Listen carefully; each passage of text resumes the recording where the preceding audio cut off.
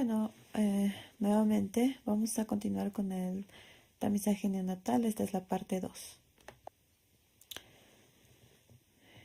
Pasando para la parte del tamizaje neonatal ampliado, tomar en cuenta, que el tamiz neonatal ampliado va a detectar más de 60 enfermedades, ya a partir de 64 determinaciones, ¿no? Y esto, pues, con errores, tomando en cuenta patologías de errores innatos del metabolismo, de los aminoácidos, acilcarnitinas, hormonas, enzimas y hemoglobinas anormales. Ya dicho de otra forma, errores innatos de los aminoácidos, ácidos orgánicos y defectos de la oxidación de ácidos grasos. Pasando a la hiperplasia suprarrenal congénita, pues tomar en cuenta que es una enfermedad familiar con trastorno de tipo autosómico recesivo. Se va a caracterizar por el déficit de cortisol, ¿ya? Por ende, se va a incrementar nuestra ACTH y va a haber hiperplasia córtico suprarrenal y alteración de los metabolitos intermediarios. La clásica o la más frecuente es por el déficit de la 21 hidroxilasa que tenemos acá, ¿ya? Se va a presentar en 1 de cada 15.000 a 20.000 recién nacidos vivos. Y la clínica se va a caracterizar por 70% con pérdida de sal y 30% virilizante. Y la alteración de dos genes generalmente, ¿no? La CYP21P, la CYP21 de la HLA en el cromosoma 6. Cabe mencionar, pues primero tenemos el estímulo a nivel de la hipófisis, ¿ya? La formación de la adrenocorticotropina, luego en la glándula suprarrenal, luego la formación de cortisol, mineralocorticoides y andrógenos. Cuando tenemos alteración de los mineralocorticoides, tenemos la pérdida salina, ¿no? Con nuestra clínica, y andrógenos, la virilización en el caso del sexo femenino. Ahora, esta es nuestra vía metabólica, donde la más frecuente, como mencionábamos, era el déficit de la 21 hidroxilasa. Si no tenemos esta enzima, ¿qué es lo que va a pasar? No va a haber la formación de aldosterona porque va a haber un bloqueo ahí. Y por ende, no vamos a tener el cortisol. ¿Ya? Por otro lado, como nuestra vía metabólica tiene una pequeña llavecita, ¿no? En el cual la formación de, como va a haber un bloqueo aquí, va a volver el metabolito, ¿no? Y sí va a formar hasta la 17 hidroxiprogesterona, por ende este se va a incrementar. Y todo lo demás, ¿no? Como va a haber un bloqueo aquí, todo se va a acumular para la parte anterior antes del bloqueo, ¿ya? Por ende la androstenediona también se va a incrementar. ¿Cuáles van a ser nuestras manifestaciones clínicas? ¿Ya? Primero, que va a haber déficit de aldosterona y cortisol, por ende todo va a tener relación a esto, ¿ya? ¿Qué es lo que va a pasar? Primero, el 70%, como va a ser perdedora de sal, va a haber pérdida de peso, anorexia, vómitos, deshidratación, hipotensión, hipoglicemia, hiponatremia, hiperpotasemia y muerte, generalmente entre los 10 a 14 días, dependiendo de la actividad de la enzima, ¿no? Como mencionamos siempre. Como va a haber un incremento de la 17 hidroxiprogesterona y la progesterona como tal, puede haber un exceso prenatal de andrógenos por acumulación de estas hormonas. Por ende, en el sexo femenino va a haber genitales masculinizados, ¿ya? Con clitoromegalia. La clitoromegalia se caracteriza por el tamaño del clítoris más de 1 centímetro, ¿ya? Por otro lado, el déficit de la 21 hidroxilasa, ¿ya? La parte de la pérdida de sal va a ser mucho mayor en los varoncitos, ¿ya? Entonces, bueno, por otro lado, por la exposición de andrógenos, va a haber un crecimiento somático rápido, maduración ósea acelerada, desarrollo muscular, testículos prepuberales, ya con aumento de tamaño. Y en la no clásica, porque el déficit de la 21 hidroxilasa es la clásica, entonces el cuadro puede presentarse más leve, ¿no? Entonces, Para el diagnóstico de la hiperplasia suprarrenal congénita clásica, tenemos que medir los niveles de 17-hidroxiprogesterona antes y 30 a 60 minutos luego de un bolo de estímulo de corticotropina con 125 a 0.25. Ahora, tenemos en cuanto a las características clínicas, la presentación precoz y la presentación tardía. La precoz, como mencionábamos, se presenta como perdedora de sal, un 75%, ¿no? Que en 7 a 14 días puede cobrar la vida incluso del paciente. Y nuestro paciente va a presentar un mal estado general con alteración de su hemodinamia. Y la no perdedora de sal con virilización, ¿ya? Pero pueden no presentar incluso alteración de los electrolitos. Y esto va a ser el 25% a 30%. Por otro lado, la presentación tardía se va a presentar por aumento de la velocidad de crecimiento, aceleración de la maduración ósea y signos de pubertad precoz. Como mencionábamos, nuestra vía metabólica es algo grande, ¿ya? Por ende, existen otras enzimas que también pueden causar su alteración y por ende presentar otro tipo de clínica. Algo parecido, ¿no? Pero nos vamos a diferenciar en algunas cosas. Ahora, obviamente la más frecuente es el déficit de la 21 hidroxilasa. Pero secundaria a esa viene la déficit de la 3-beta hidroxisteroide, ¿ya? Que se va a presentar en menos del 2%, ¿ya? Como esta va a estar bloqueada, entonces vamos a tener un incremento de la pregnenolona, la 17 hidroxipregnenolona y la DEA. Entonces, por otro lado, va a haber al final disminución del cortisol, disminución de la aldosterona porque está bloqueado más arriba y el aumento de la DEA, que es lo que nos va a dar la clínica. El gen alterado va a ser localizado en el cromosoma 1. Nuestras manifestaciones clínicas van a ser un poco más propensas, ¿no?, a la crisis por pérdida de sal. Los niños van a tener virilización incompleta y las niñas con virilización leve, ¿ya? Entonces, incompleta se podría decir epispadias, la falta de fusión del escroto, y en las mujeres la clitoromegalia y demás, o los labios escrotales. Ahora, en el laboratorio vamos a tener intensa elevación de los esteroides, ¿no? Porque nuestro bloqueo está un poco más arriba. Ahora, vamos a hacer una relación con hidroxipregnenolona y 17-hidroxiprogesterona que va a ser elevada. La renina va a estar aumentada porque no va a haber formación de la aldosterona.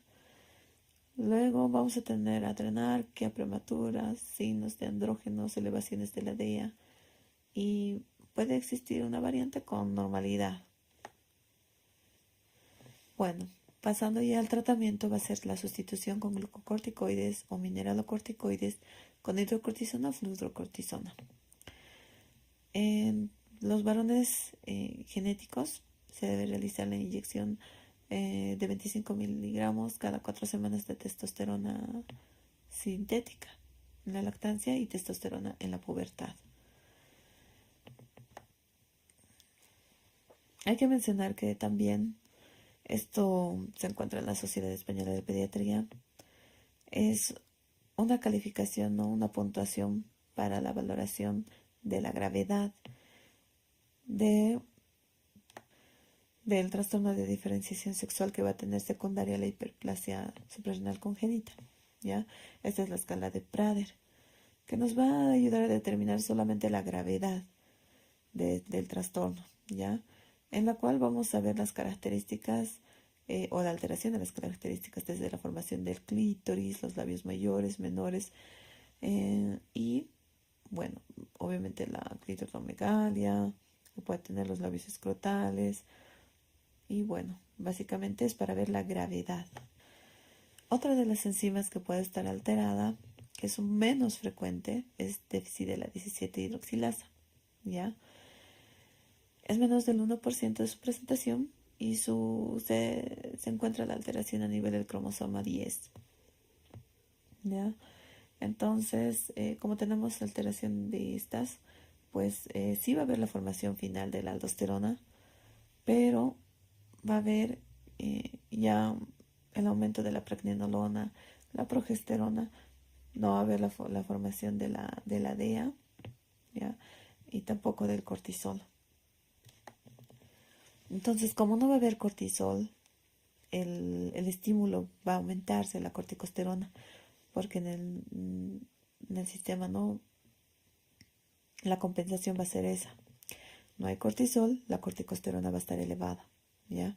Y como va a haber mayor estímulo a la formación eh, de la vía metabólica, ¿no? Como está bloqueada, hay mayor formación y por ende está desviada, se podría decir, a la mayor formación de aldosterona. Por ende va a tener el paciente hipertensión, hipopotasemia, no va a haber la supresión de la vía o del ciclo de la renina-aldosterona. Los varones van a presentar virilización incompleta y ambigüedad sexual. El cortisol y esteroides sexuales no van a responder a la estimulación con ACTH ni la gonadotropina y va a existir la necesidad de la sustitución con cortisol para suprimir la desoxicorticosterona. Además, vamos a necesitar alguna medida para el control de la hipertensión. Ahora, cuando tenemos un pacientito que es varoncito, que tiene una virilización incompleta, los testes pueden encontrarse en conducto inguinal, en la región abdominal, ¿ya? En estos casos, por el contexto de que puede haber la transformación maligna de los testes abdominales, ellos deben recibir estímulo para conversión, ¿no?, en niñas y extirpar los testes. Bueno, para el diagnóstico en general y en resumen, se debe realizar, bueno, aquí tenemos nuestro algoritmo, ¿ya? La cuantificación de la 17-hidroxiprogesterona, ¿ya? Si es normal, no pasa nada. Si está aumentada, tenemos un cuadro de hiperplasia suprarrenal probable, en el cual vamos a ver riesgos. Si es de bajo riesgo, se puede repetir el laboratorio, pero si el riesgo es alto, se debe realizar la valoración, ¿no?, de especialidad y realizar nuevamente la cuantificación de la 17-hidroxiprogesterona y un ionograma, ¿no?, para ver el estado. Por otro lado, tenemos la cuantificación de la 17-hidroxiprogesterona, el ionograma para la confirmación diagnóstica y a esto lo tenemos que añadir la genética. Entonces, como mencionamos, el tratamiento debe ser reemplazo hormonal, inhibidores andrógenos y la corrección quirúrgica, ¿no?, dependiendo de la genética y también, bueno, los riesgos, ¿no?, que habíamos mencionado. Bueno, por otro lado, tenemos otras causas de falsos positivos y falsos negativos en el cribaje.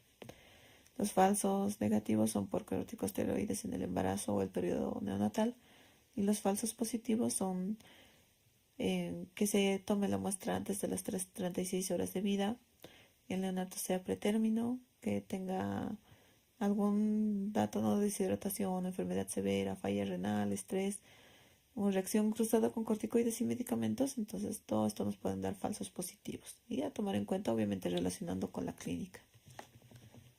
Y bueno, vamos a hacer un poco de ejercicio. Es que la hiperplasia suprarrenal congénita se asocia a hiponatremia, hiperpotasemia, hipotensión, aunque no se especifica, ¿no?, porque dependiendo a qué enzima está alterada, pues ese va a ser el resultado. Por otro lado, el déficit de la 21-hidroxilasa se caracteriza por, esta sí es el incremento de la 17-hidroxiprogesterona, ¿ya? Pero como les digo, puede ser también la presentación clínica en cuanto a hiponatremia, hiperpotasemia, hipotensión, ¿no? Pero en este contexto, pues es más la 17-hidroxiprogesterona. El déficit de la 3-beta-hidroxiesteroide deshidrogenasa se caracteriza por ¿Era el 1% o será el incremento de la DEA? Es el incremento de la DEA, ¿ya? Que generalmente la caracteriza, ¿no? Y el déficit de la 17 hidroxilasa se presenta en menos del 1%. Esta es la menos frecuente. Entonces, eso que se nos queda, la menos frecuente es la 17 hidroxilasa. Eso es en relación a la fibrosis quística. Vamos a marcar el enunciado correcto. ¿Será que la fibrosis quística es un trastorno multisistémico hereditario dominante? ¿Será que el pH del microentorno es más básico en la fibrosis quística? ¿Será que el hipotiroidismo es una causa de falso positivo en el cribado? ¿Será que el desarrollo de micobacteria en tuberculosis en esputo es característico de fibrosis quística? ¿Será que el antecedente familiar de segunda línea es criterio para fibrosis quística? Entonces esto vamos a ir dilucidando posteriormente. Bueno, continuando, la fibrosis quística es un trastorno multisistémico hereditario recesivo que es limitante, ¿ya? Se caracteriza por la disfunción de la proteína reguladora de la conductancia de transmembrana de fibrosis quística. Se presenta en 1 de cada 3.500 recién nacidos vivos. Y bueno, en cuanto a la genética, se podría decir que tiene más de 1900 polimorfismos, ¿no? Y el gen alterado es el de la proteína reguladora de la conductancia, que tiene 1480 aminoácidos. Entonces, ¿cuál va a ser la patogenia? Primero, que estos pacientes van a tener imposibilidad de eliminar secreciones. Las propiedades eléctricas van a ser aberrantes en los epitelios de los conductos de glándulas sudoríparas y recto. Las membranas no pueden secretar los iones cloruro y se van a absorber cantidades excesivas de sodio en la célula, ¿no? Y eso porque como no se puede eliminar el cloro, pues va a ir jalando. Las secreciones, por ende, se van a hacer mucho más viscosas y elásticas, con dificultad para su eliminación. El microentorno, por ende, va a bajar en cuanto a su bicarbonato. Por ende, ¿por qué? Porque el sodio se va a ir absorbiendo y el pH entonces va a ser bajo. Va a haber desecación y secreción de las secreciones y obstrucción y colonización de bacterias. Entonces aquí tenemos nuestro esquema, ¿no? Con abundante absorción de sodio a nivel intraepitelial y por ende el cloro. ¿Ya? Y por esta alteración es que se va a presentar propiedades eléctricas, ¿no? Aberrantes. Bueno, y pues lo que se menciona son una clasificación de las mutaciones del regulador de la conductancia de transmembrana de la fibrosis quística, de la proteína, ¿no? Que nos llama la atención. La clase 1 va a haber ausencia de la proteína, o sea, no hay. La clase número 2 va a ser el defecto del tránsito de la proteína con ubiquitinización y degradación en el retículo endoplásmico. Luego, la de tipo 3, que va a ser un defecto de la regulación, ¿no?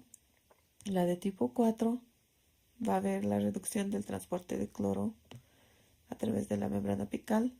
Y la de tipo 5, el defecto del ajuste con reducción de la producción de la proteína. Y bueno, aquí tenemos nuestros ejemplos de las mutaciones de los determinados tipos.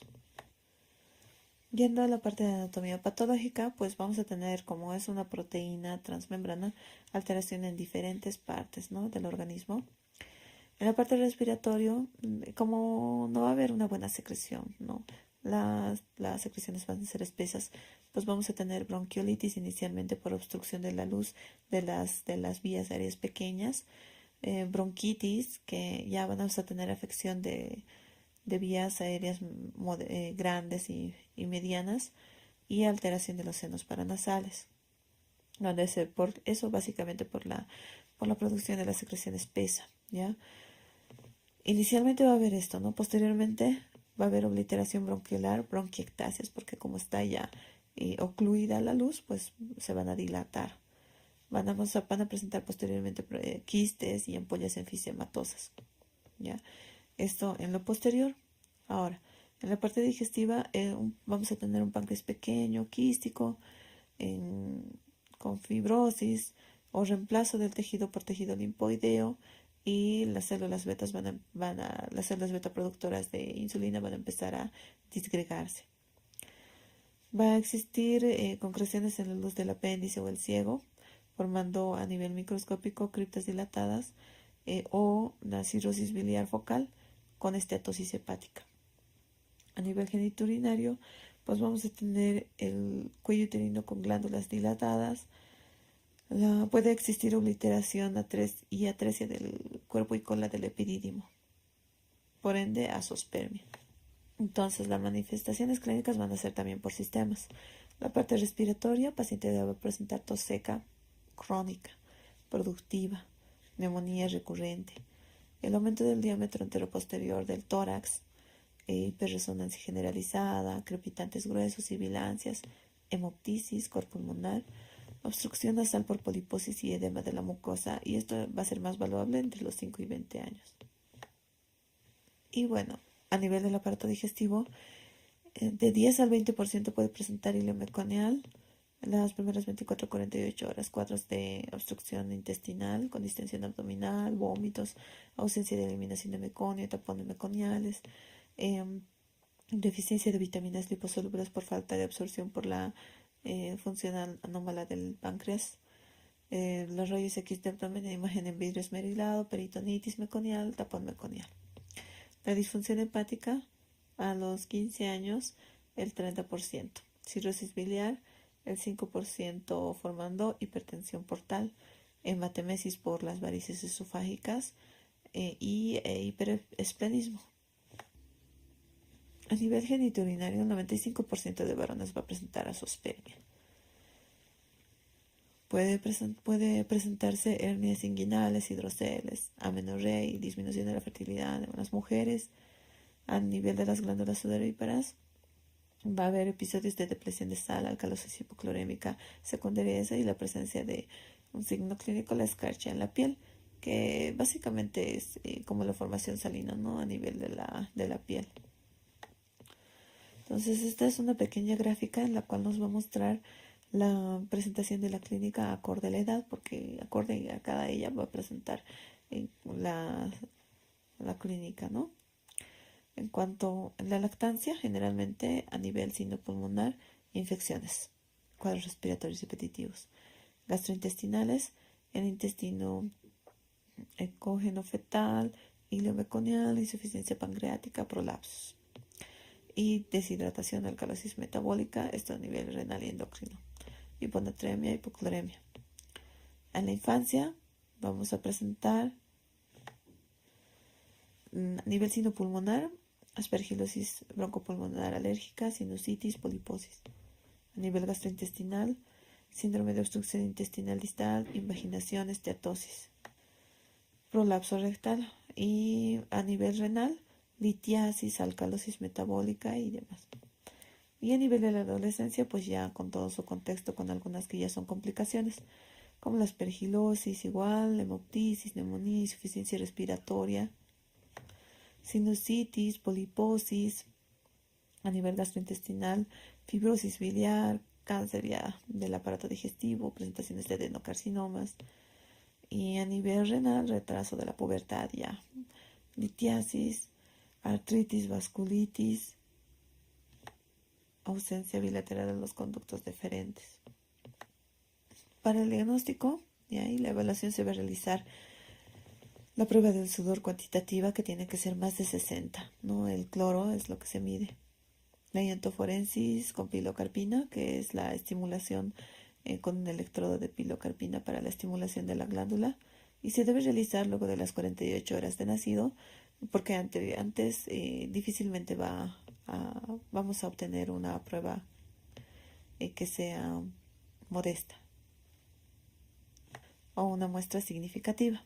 Ahora, se han creado criterios diagnósticos, no considerando la clínica que presentan, de las cuales primero son la presencia de datos clínicos típicos, cuadros respiratorios gastrointestinales o genitourinarios típicos, el antecedente de un hermano con fibrosis quística, la positividad de la prueba del cribado neonatal, más algún dato del laboratorio de la proteína de transmembrana o dos concentraciones de sudor elevadas obtenidas en días distintos, o identificación de alguna mutación del gen o medición anormal de la potencial nasal.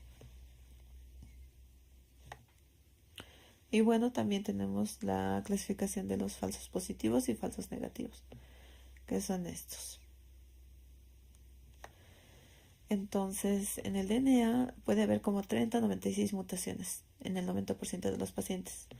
Puede existir un diferencial potencial nasal mayor con respuesta de voltaje amilorida, seguida de una ausencia de beta-adrenérgico. Para la valoración de la función pancreática se puede realizar la cuantificación de la elastasa 1 en heces y bueno, recomiendan de realizar una curva de tolerancia por lo menos anual después de los 10 años de edad. Por otro lado, ya pasando a la radiología, la evolución que va a tener el paciente, primero va a haber hiperinsuflación pulmonar, ¿no? Con incremento de los espacios intercostales y discreta elongación del parénquima pulmonar. Después va a haber el engrosamiento bronquial, ¿ya? Esto por los cuadros de obstrucción de vía aérea.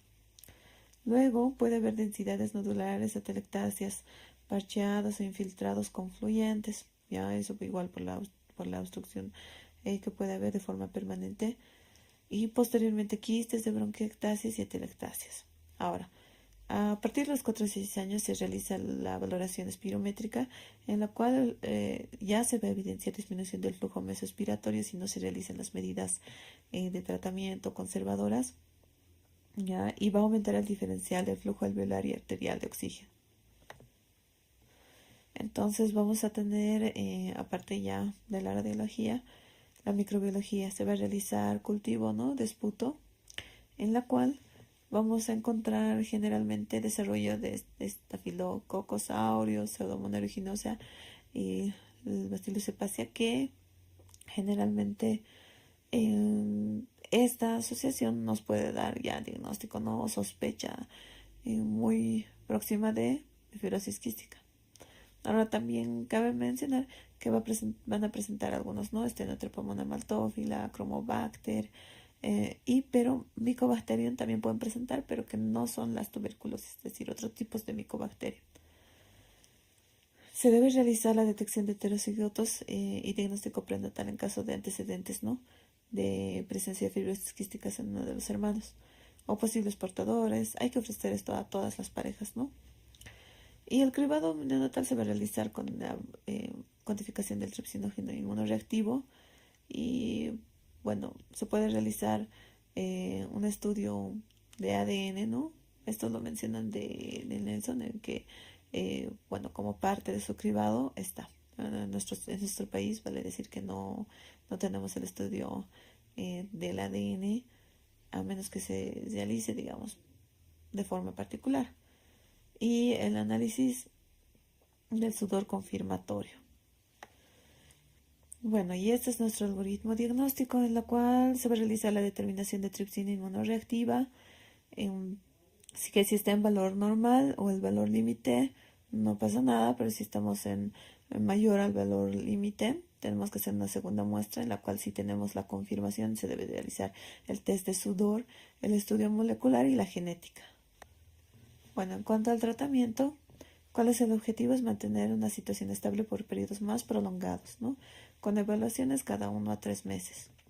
Se debe realizar un cultivo de esputo para tratamiento antibiótico si amerita, pero siempre realizar el esputo porque como ellos no manejan las secreciones, entonces son más propensos a colonizaciones. Se debe realizar manejo multidisciplinario con enfermería, fisioterapia, trabajo social, nutrición. Y debe tener nuestro paciente una hidratación oral, sobre todo si presentan cuadros de gastroenteritis aguda. Ahora, en cuanto a la parte respiratoria, se debe realizar un tratamiento inhalado adecuado. Esto con hidratación en base a broncodilatadores, nebulizaciones, corticosteroides o antibióticos específicos, ¿no? Se puede realizar incluso antibiótico terapia con inhaladores, ¿no?, con tobramicina y asteronam. Por otro lado, puede haber la administración de DNS recombinante en aerosol, que va a reducir las reagudizaciones, ¿no?, de los cuadros respiratorios, esto por el compromiso pulmonar que puede tener un paciente en un futuro. Se puede realizar limpieza respiratoria con fisioterapia, ¿no?, vibraciones torácicas, estimular el resoplido y las respiraciones forzadas. Y bueno, estos son antibióticos que son sugerentes, ¿no?, para uso de infección pulmonar en fibrosis quística. Esto básicamente por la colonización probable de las bacterias y según su frecuencia. Bueno, para mencionar el tratamiento en cuanto a las complicaciones, ¿no?, en cuanto a telectasia, fisioterapia, ¿no?, y antibiótico, 5 a 7 días, y probable, ¿no?, cuando son de difícil manejo, pues fibrobroncoscopía. Pero hay que ver la forma de limpiar el pulmón. Por otro lado, tenemos la hemoptisis, ya que cuando es menor a 20 ml solamente se debe intensificar el tratamiento.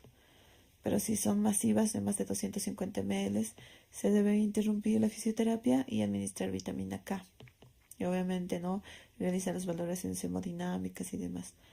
Si presentamos un paciente con neumotórax, que presenta generalmente menos del 1%, se debe realizar toracotomía y aplicación de tubo, que debe ser eliminado lo antes posible por la colonización probable. Si tenemos un paciente con aspergilosis alérgica, puede presentar el 5 a 10%, se debe usar corticoides. En cuanto a la infección por micobacterias no tuberculosas, el cultivo de esputo, el tratamiento prolongado y múltiples antimicrobianos. En cuanto a complicaciones articulares, puede haber engrosamiento del periósteo, que nos va a dar osteoartropatía hipertrófica en la parte distal de los huesos largos, y disminución de la mineralización ósea. La mineralización ósea va a ser alterada por la falta o la insuficiencia pancreática, ¿no?, en la absorción. Puede haber trastornos respiratorios durante el sueño, que vamos a poder contrarrestar con oxigenoterapia suplementaria, presión positiva, y los signos de insuficiencia respiratoria aguda, que lo vamos a catalogar cuando una presión de oxígeno menor a 50 es mantenida. Ya si pudiéramos catalogarla como cor pulmonar, en este caso se debe reducir la ingesta de sal y aumentar el diurético. Se puede utilizar fentanilo nebulizado. Y bueno, la terapia nutricional, en la cual va a estar abarcada por dieta, fórmulas de proteínas de soya, productos con enzimas pancreáticas, esto por la insuficiencia pancreática. El tratamiento con hormona de crecimiento recombinante puede ser 3 veces por semana. Las enzimas pancreáticas se pueden consumir, ¿no?, microesferas, enzimas sensibles al pH, y se dispone, si es posible, entonces 25.000 unidades, ¿no?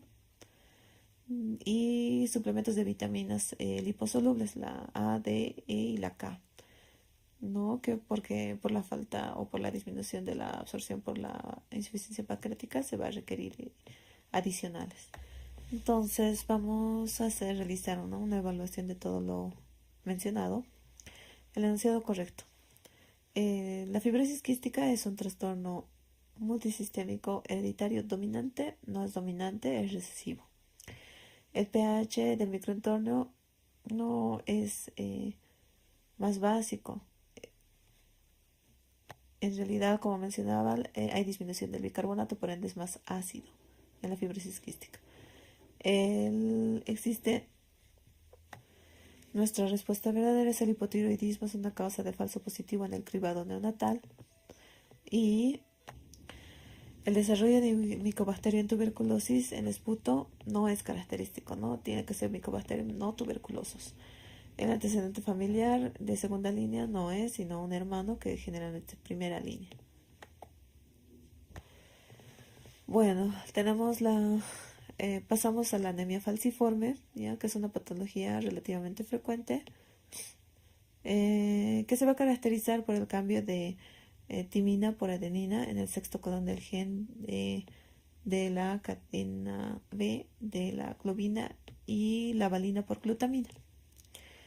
Se va a realizar el diagnóstico por cromatografía líquida de alto rendimiento y un enfoque isoeléctrico de capa fina.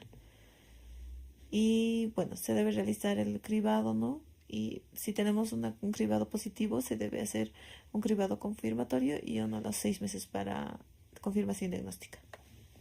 Entonces, la anemia falciforme o la drepanocitosis también conocida, entonces es una alteración de la morfología de los glóbulos rojos. Y a esto secundario a, como mencionábamos, el reemplazo, la sustitución de timina por adenina o de valina por glutamina, ¿ya? Entonces, por ende, van a tener una morfología normal y por ende van a tener una inestabilidad estructural. Por ende, pueden tener una vida media más baja y pues básicamente morir en conductos pequeños.